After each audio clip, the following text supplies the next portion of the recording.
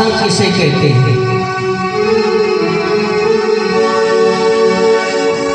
सत्संग उसी को कहते हैं जहां सत्य सत्य बोला जाए, जहां सत्य सत्य बोला जाए।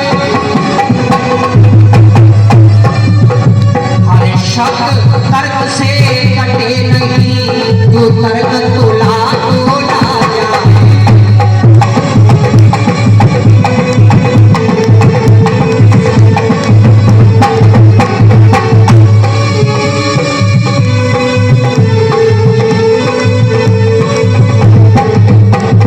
सत्संग उसे कहते हैं जहां सत्य सत्य बोला जाए, एक एक शब्द तर्क की कसौटी पर कस जाए, वही होता है सत्संग। जो कथा सुनाने वाला हो, जो कथा सुनाने वाला हो, त्यागी हो और अनुभवी हो, चित्तक स्वाध्यायी वक्ता हो, पूजा के योगी मनसी।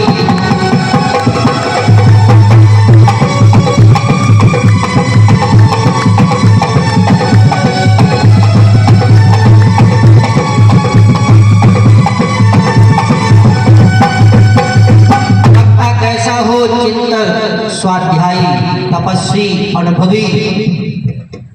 अनुभव किसको होगा? जिसने गुरुओं की शरण में बैठ के स्वाध्याय किया है, जिसने गुरुओं की शरण में बैठ करके तर्क की परिभाषा समझी हो। तर्क किसे कहते हैं? आज किसी से प्रश्न कर दो तो लोग ये कहते हैं अरे तर्क मत करो, अरे तर्क मत करो। तर्क नहीं करोगे तो कुछ सीख भी नहीं पाओगे। और कैसे नहीं सीख पाओगे? तर्क क्या चीज है? आप विद्यालय में पढ़ने गए, गुरु ने आपको पाठ पढ़ाया और उसके बाद में उसी पाठ से प्रश्न छांट करके आपको दिए और कहा बेटा इसी में से छांटो इनके उत्तर। पर यही तो तर्क है। तर्क विद्वानों की होती है, कुतर्क मूर्खों की होती है।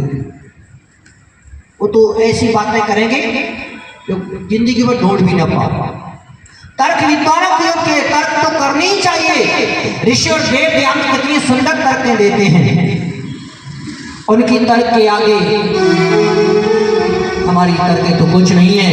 हम ऋषियों की भाषा को समझें, ऋषियों की बात को समझें और उस प्यारे पिता जिसका मुख्य नाम हो, उस प्यारे पिता ने हमें वक्ता बनाया और हमें वक्ता कैसा बनना चाहिए, ऋषियों ने हमें कैसे उपदेश दिया, कैसा उपदेश दिया।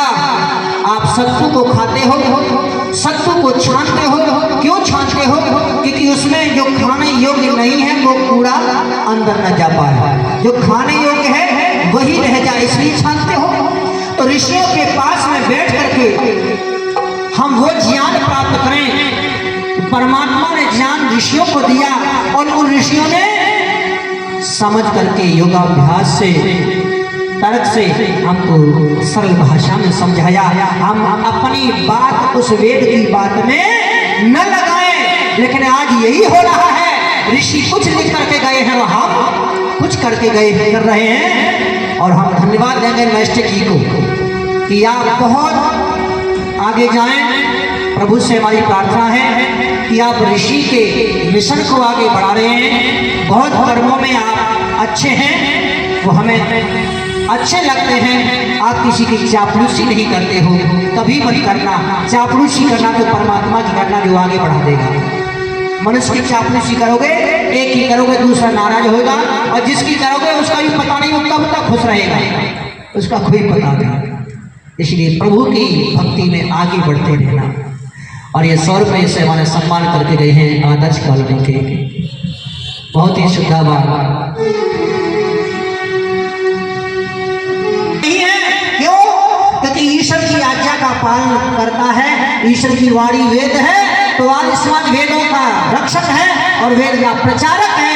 इसलिए आर्य समाज वेद का प्रचारक होने के कारण ईश्वर की आज्ञा का पालक है। ये बात अपने बच्चों को बताना और साथियों को बताना, कहना ईश्वर की आज्ञा के पालन में ही सब कुछ है। आइए उस प्यारे पिता से कहो, मेरे पिता तूने मुझे सब कुछ दिया है, मेरी एक प्रार्थना है तुझसे, क्या